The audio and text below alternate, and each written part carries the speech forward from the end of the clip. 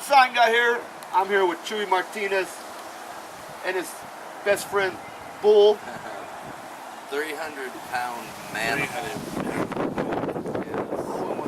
One of these guys right now, the stuff I've seen them do. I watch a lot of their history, especially a lot of Chewy's right here. So what got y'all two actually into wrestling? Man, I've been watching it since like I believe since 3, 4. I've been watching it.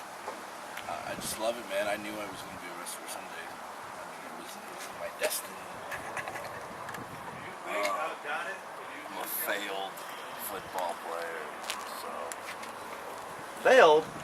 Well, you know, I mean, it was the next step, I guess. It was the next progression. I found Rodney Mack and Jazz and worked with them for about a year, and then worked with Crusher Kong and Manny Fernandez and a bunch of guys, and learned the craft as well as I could, and keep swing dinging it all the way to the bank. Is that who you say trained y'all? Was Rodney Mack and Jazz and them? Well, that's who trained me. Okay. Yeah, Chewy was trained by, I think, Jose Lothario. Jose Lothario, really? Well, I got like mentored by him a little while after, like, but I started training with Prince Fontenot.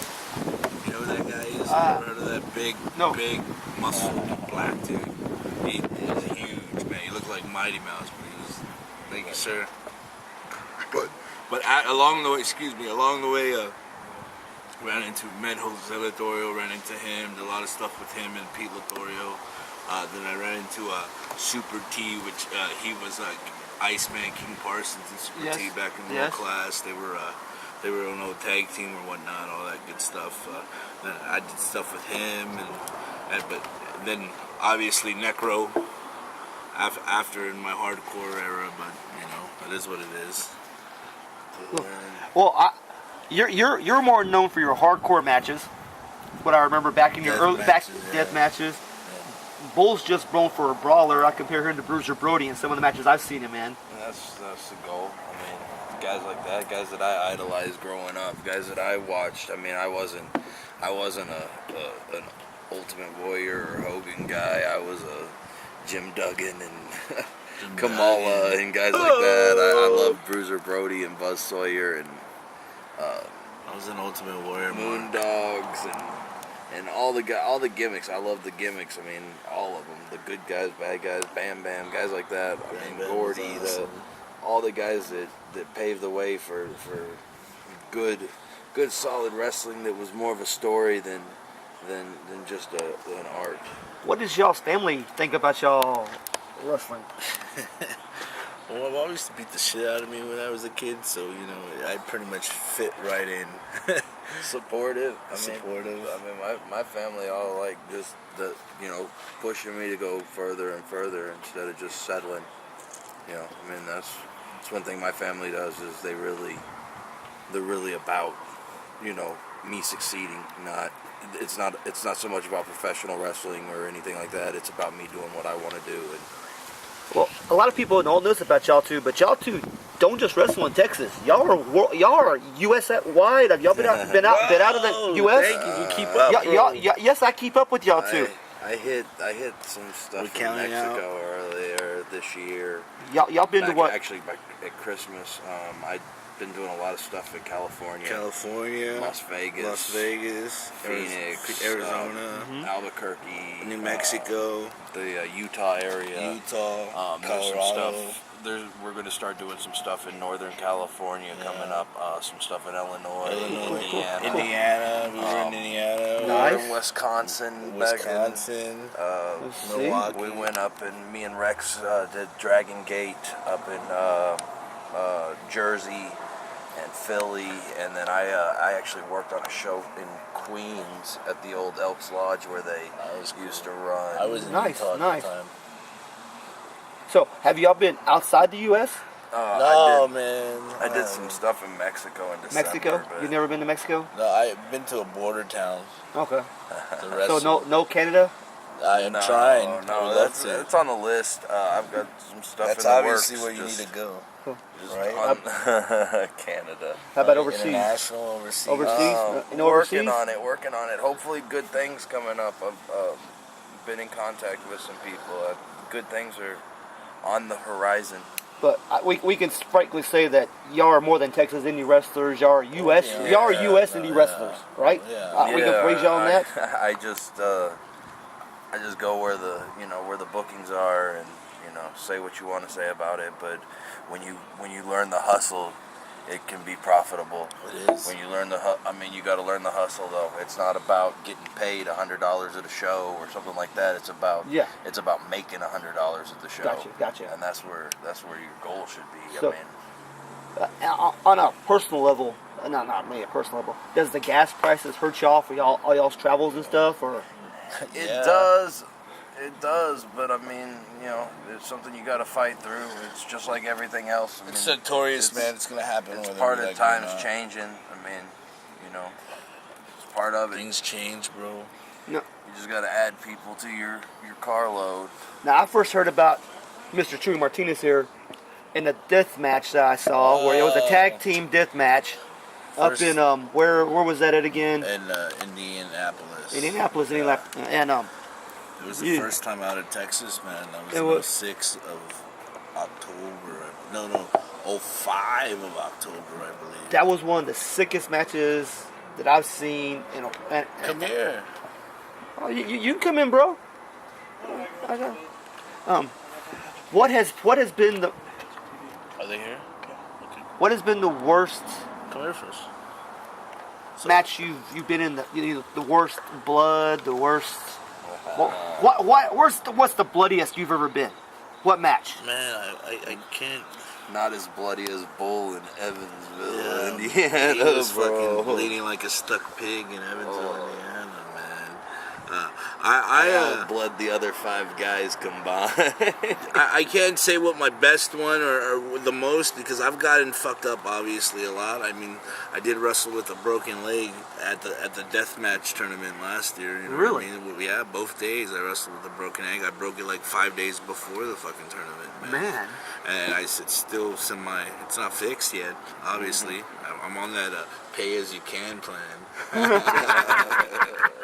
But it is what it is. I mean, shit, the herbal helps me nicely. You know what I mean?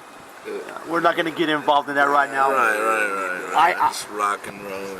I would say my family show, but that's way out the freaking window. Bullshit, I see some of the stuff. The first time I fucking was on your show, you made me like literally beat myself up. I always try to be somewhat professional on this show.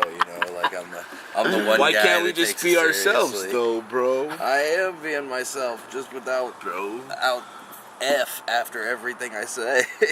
Fuck this fucking shit. I know. I just use actual words instead of the F word in this. What has been your favorite match so far in y'all's career so far? What's the oh my god, I love this match.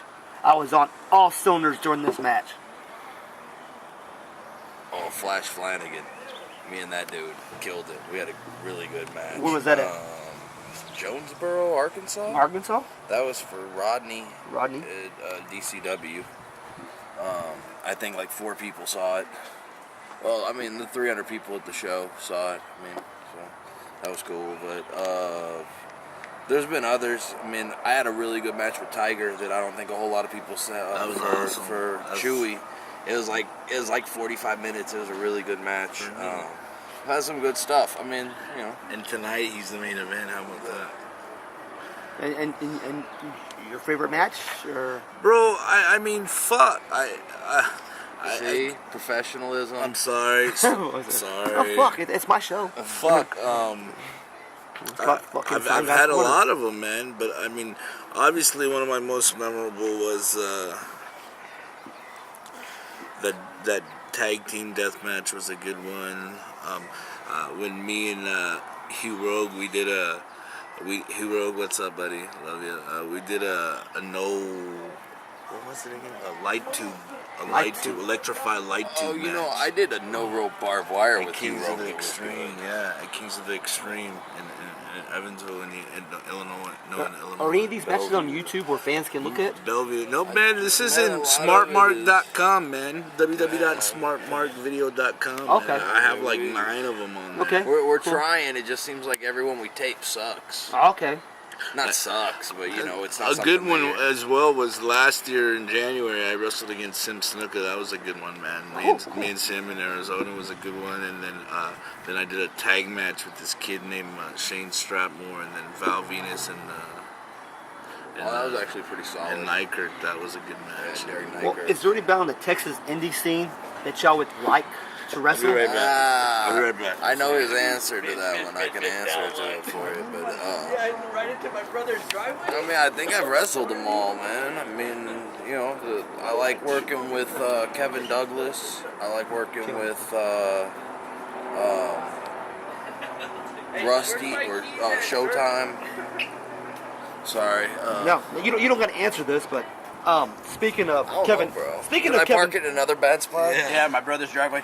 That's what he was trying to get me away from. Oh. Well, I tried clearing the path Well, for the son path, of and then now my brother's driveway. So. Sorry, bro. Oh, here you go. yeah, well, we're good. We're good there. I can also, speaking of Kevin Douglas, Oh, yeah. I remember. Well, actually, I can't say the company because I work for them semi, but supposedly at one of the companies you were supposed to wrestle Kevin Douglas and he couldn't wrestle, and you came out and, and you said a lot of harsh words and Well- got ejected from the building. So I'm like, Well, I left the building on my own.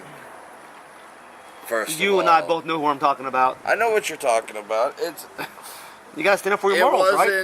It wasn't a matter of Kevin not wrestling, or it was the fact that I promoted this thing for him for 6 weeks. Mm-hmm. I get to the building, he's like, "Oh, I replaced you." I'm like, "Okay, see you later." I mean, it ain't nothing to me. I mean, I was leaving Monday to take off for 3 weeks to go do, 15 shows in 3 weeks. I wasn't worried about it, but at the same time, it was very disrespectful to me because, I mean, I had people texting me 10 minutes after the show, "Where are you? What happened? What happened? What was that? What was that? What happened there?" And it's just ridiculous. It's not something that I need to. It's not something I need to put up with.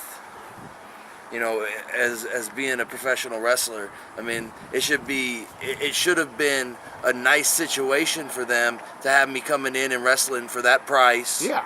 And for what I was doing. I mean, they want me to go out there with Kevin Douglas, I mean, that's a guaranteed 20, 25 minutes. Yeah. You got to go out there and work your tail off. I mean, and I'm not saying that there's anything wrong with that because I'm going to make straight profit on it because it's right down the street from my house. But Yeah. I mean, the disrespectful part is don't use me to draw. And then whenever I get there, I got there at like 6 o'clock for an 8 o'clock show.